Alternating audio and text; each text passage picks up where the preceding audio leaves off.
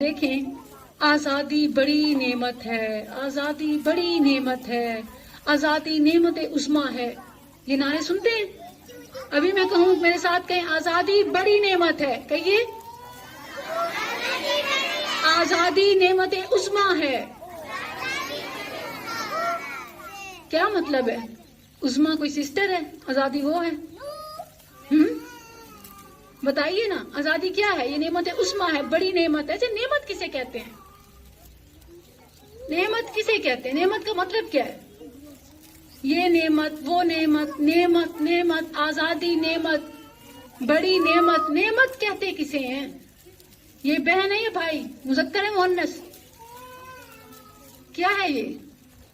کوئی نہیں بتائے گا نعمت کسے کہتے ہیں.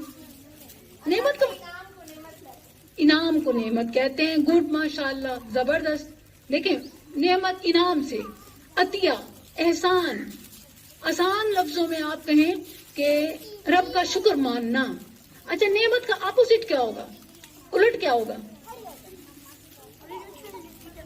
نعمت کا الٹ، اگر نعمت انعام ہے، انعام کیا ہوتا ہے؟ احسان ماننا، شکر ماننا. تو اس کا متضاد کیا ہوگا؟ شکر نہ ماننا، کفر کرنا. یعنی نعمت جو ہے وہ شکر ہے، اور نہ شکری، کفر، یہ نقمت ہے. نعمت کا متضاد آتا ہے نقمت. نعمت، نقمت. ٹھیک ہے؟ نقمہ، نقمہ عذاب، سزا، نافرمانی، نہ شکری، کفر، نہ ماننا.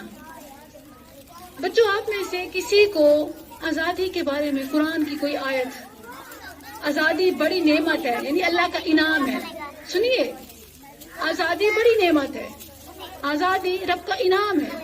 تو جب رب کا انعام ہے تو ضرور قرآن میں بھی ہوگا. مسلمان ہے نا، آزادی کی بات کرتے ہیں نا، تو کسی بھی معاملے میں سب سے پہلے ہمارا دھیان قرآن کی طرف جانا چاہیے کہ قرآن اس بارے میں کیا کہتا ہے. دیکھیں، آپ میں سے بچے ایسے ہیں جو ماشاءاللہ تقریریں کرنے والے، لکھنے والے، پڑھ کر سنانے والے ایسے ہیں نا.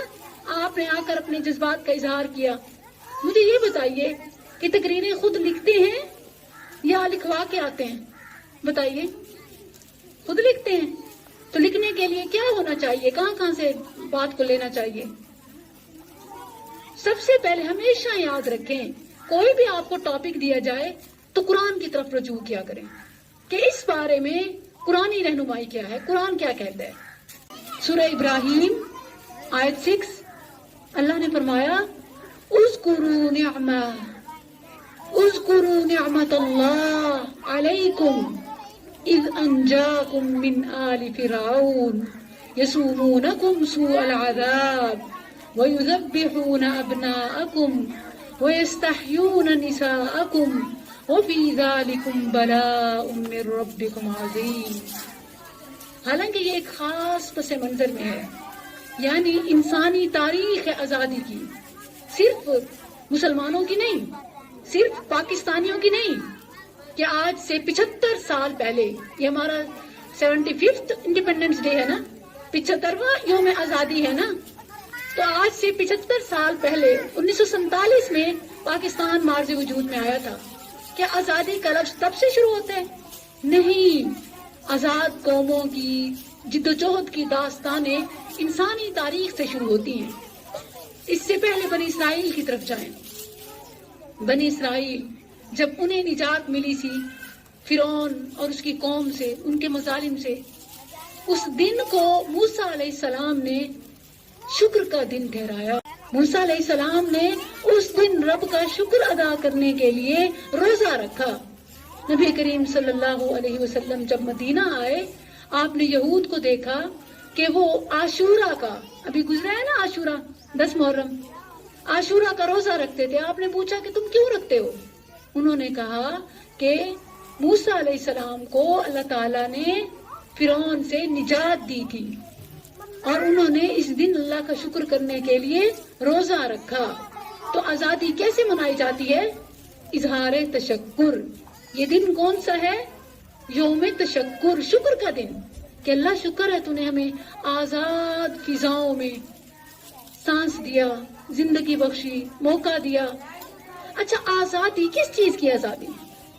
اسلام میں آزادی کا فارمولہ کیا ہے؟ یہ تمام سوالات آپ اپنے ذہن میں لائیے ذرا. جہاں کوئی مشکل ہو رہی ہے آپ مجھ سے پوچھئے، ہینڈ ریز کیجئے، مجھ سے پوچھئے کہ اس کا کیا مطلب ہے. آپ نے یہ جو بات کی ہمیں سمجھ نہیں آئی، جہاں بھی آپ کو کوئی بات سمجھ نہ آ رہی ہو آپ ہینڈ ریز کر کے پوچھ سکتے ہیں. ٹھیک ہے؟ تو دیکھیں موسیٰ علیہ السلام نے اس دن روزہ رکھ کر آزادی کو سیلیبریٹ کیا. ہم کیسے سیلیبریٹ کرتے ہیں؟ ہمارے طریقے غلط ہیں. ہمیں فضول خرچی میں، ہمیں بینڈ باجوں میں، ہمیں میوزک میں، اسلام میں فن سے منع نہیں ہے، ایکٹیویٹیز سے منع نہیں ہے. اسراف سے بچتے ہوئے آپ جائز حدود میں، اسلامی حدود میں رہ سکتے ہیں، منا سکتے ہیں، خوشیاں بانٹیے، منائیے، لیکن اس میں اسراف مت کیجیے، اس میں رب کو ناراضگی والا کام مت کریں. اور الحمدللہ کہ ہم آزاد ملک میں ہیں. آزادی کا تصور کیا ہے؟ آزادی کیا رب کی نافرمانی کا نام ہے؟ کیا ننگے ہونے کا نام ہے؟ کیا میرا جسم میری مرضی کا نام ہے؟ آزادی کہتے کسے ہیں؟ کوئی بتائے کہ آزادی کسے کہتے ہیں؟ آزادی کسے کہتے ہیں؟ کیا اللہ تعالیٰ نے سب بندوں کو آزاد پیدا کیا ہے؟ اللہ نے سب کو آزادی دی. دین میں کوئی زبردستی نہیں ہے. لا اکراہ فی الدین، سورہ بقرہ آیت 256 تلک الرسل پارہ آیت الکرسی کے بعد اللہ کیا فرماتا ہے؟ لا اکراہ فی الدین، دین میں زبردستی نہیں ہے. سوال یہ ہے کہ دین میں زبردستی نہیں ہے تو پھر نماز کے لیے فورس کیوں کیا جاتا ہے؟ نقاب کے لیے سختی کیوں کی جاتی ہے؟ برقع پہننے کا کیوں کہا جاتا ہے جب دین میں سختی نہیں ہے؟ کوئی بتائے گا؟ دین میں سختی نہیں ہے تو کیا ہم دوسروں کو دین کے کاموں کے لیے، اسلامی کاموں کے لیے زبردستی کر سکتے ہیں؟ بتائیے. آپ نہیں بولنا چاہتے؟ کچھ تو بتائیے. اللہ نے جو فرمایا کہ دین میں زبردستی نہیں ہے، لا اکراہ فی الدین قد تبین الرشد من الغی، گمراہی اور ہدایت یہ واضح ہو چکی ہے، سب کو سب معلوم ہے. جیسے آج بھی یہ کہا جاتا ہے نا، ہر کسی کو پتہ ہے، اپنے کام سے کام رکھو. Is it true? کیا ایسے ہی ہے اس آیت کا مطلب؟ نہیں. اس آیت کا مطلب یہ ہے کہ اسلام قبول کرنے میں آزادی ہے. گن پوائنٹ پر کسی کو مسلمان نہیں کیا جائے گا، مسلمان ہونے کے لیے کسی کو مجبور نہیں کیا جائے گا، کیونکہ ہدایت اور گمراہی سب کے سامنے ہے. لیکن جو اسلام کا کلمہ پڑھ لیتا ہے پھر اسلام کے سارے رولز اینڈ ریگولیشنز اس پر لاگو ہوں گے. اور یہ صرف اسلام کا نہیں، اقوام عالم کا ضابطہ ہے. ہر ملک میں، ہر قوم میں کچھ قانون ہوتے ہیں کہ وہاں کے رہنے والوں کو ان کی پابندی کرنی پڑتی ہے. اگر نہ کریں تو دیکھیں چور کے لیے سزا ہے، صرف اسلام میں نہیں، ہر جگہ. ایسے ہی باقی تمام معاملات کے لیے مختلف سزائیں ہیں. تو ان کا کیا مطلب ہے کہ وہاں رہ رہے ہیں نا تو یہ رولز فالو کریں. اسلام میں آ گئے ہیں نا تو پھر پردہ کریں. اسلام میں آ گئے ہیں نا تو پھر نماز پڑھیں، سچ بولیں، جھوٹ سے بچیں. یہ ہے آزادی.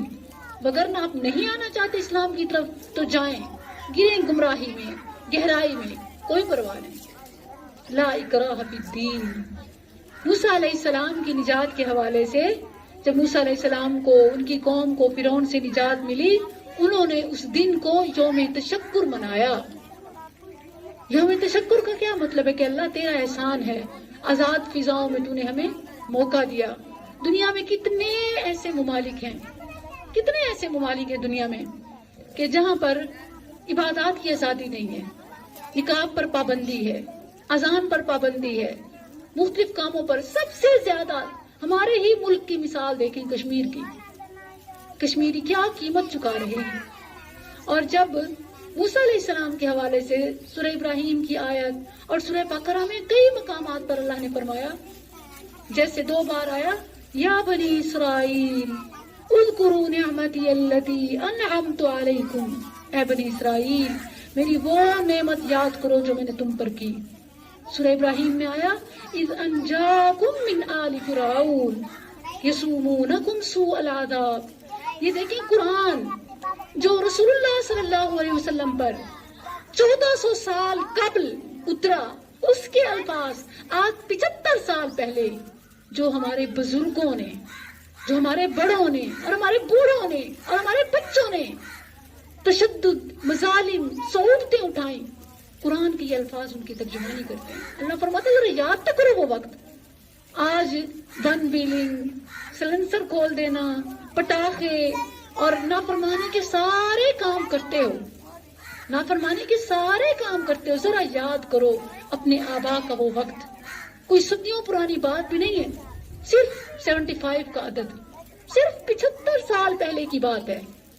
ابھی مجھے یاد ہے، وہ میری دادی وہ سناتی تھی، اللہ سبحانہ و تعالیٰ ان کی مغفرت کرے، کہ جب 1947 کے دن آزادی پاکستان کا دن تھا، چونکہ وہ یہاں کے رہنے والے تھے تو وہ بتاتے ہیں کتنی افراتفری تھی، کس قدر بھگدڑ مچ چکی تھی، ہم سب اپنی اپنی جان بچا رہے تھے۔ یہ تو یہاں کے رہنے والوں کا حال ہے، اور اب تو ڈیجیٹل مارکیٹ ہے، اور آپ دیکھتے ہیں اسکرینز پر وہ سب، ٹی وی پر مناظر، موبائل میں، کہ کس طرح حتیٰ کہ عورتوں کی عزتوں کو تار تار کیا گیا، بچوں کی گردنوں پر تلواریں چلائی گئیں، اور نہ صرف دیکھیں، ہر کسی کو گھر اپنا کتنا پیارا ہوتا ہے، وطن، مال، جائیداد سب چھوڑ کر کس لیے بھاگے تھے؟ کیا صرف پاکستان میں، اس پاکستان میں صرف زمین کے 5 مرلے کے گھر کے لیے؟ وہاں تو ان کے مربع تھے، کیوں بھاگے تھے؟ زمین کے ٹکڑے کے لیے نہیں بھاگے تھے، عبادت کی آزادی کے لیے بھاگے تھے۔ مسجد تو بنا لی ہم نے، نمازی پھر بھی غائب ہے۔ یہ پاکستان، یہ مسجد ہے جو 1947 میں ہمارے بڑوں نے بنائی تھی، آج نمازی غائب ہے۔ اس مسجد میں نمازی بھی نہیں ہے، اور اس مسجد کی دیواریں بھی ہمارے اعمال سے، ہمارے کالے کرتوتوں سے، ہماری اندرونی سازشوں اور بیرونی طاقتوں سے خطرے میں ہیں۔ اگر ہم نے ان دیواروں کو مضبوط نہ کیا، ہم بنیان و مرصوص نہ بنے، تو خاتم بدہن، منہ میں خاک کے جس طرح اغیار سوچتے ہیں کہ پھر پاکستان بس آج کل ختم ہو جائے گا۔ ہمیں یہ سوچنا چاہیے، یہ تجدید عہد کا دن ہے، یہ تجدید عہد کا دن ہے۔ ہمیں دیکھنا ہے کہ ہم کہاں کھڑے ہیں۔ 75 سال بعد ہمارے ساتھ، ہمارے تقریباً 75، 76، 74 چین ہے، جاپان ہے، اور مختلف ممالک ہیں کہ جن کی آزادی کو ہمارے جتنا عرصہ ہوا ہے، آزادی یا دنیا کے نقشے پر ظاہر ہوئے آزاد ہوئے کچھ قومیں نے تو آزادی لی، لڑ کر اپنا حق لیا، اور کچھ کو دنیا کے نقشے پر اوپن ہوئے ظاہر ہوئے کتنا عرصہ ہوا ہے؟ تقریباً جتنا پاکستان کو عرصہ ہوا ہے۔ آج آپ دیکھ لیں کہ وہ کہاں پہنچ چکے ہیں، کہ ان کی ترقی کو دیکھنے کے لیے سر جو اٹھاتے ہیں تو پلک جھپکنا بھول جاتے ہیں۔